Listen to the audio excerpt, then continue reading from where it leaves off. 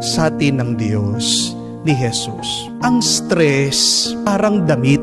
Pag yan, sinusuot mo at masikip na sa iyo, hindi na bagay, kailangan mo na yang alisin at iwan. Amen? So, number 1, para po hindi tayo ma-stress, isipin mo kung sino ka ba talaga. Hindi ikaw ang stress. Hindi ikaw ang problemang yan. Hindi ikaw ang mabigat at mahirap na karanasan. Sino ka ba talaga? Anong sabi ng Diyos? You are loved. You are special to me.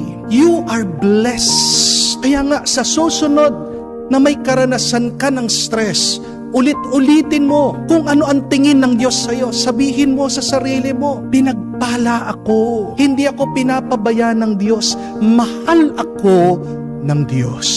Amen? Ken, wag na wag niyo pong sasabihin, stress ako.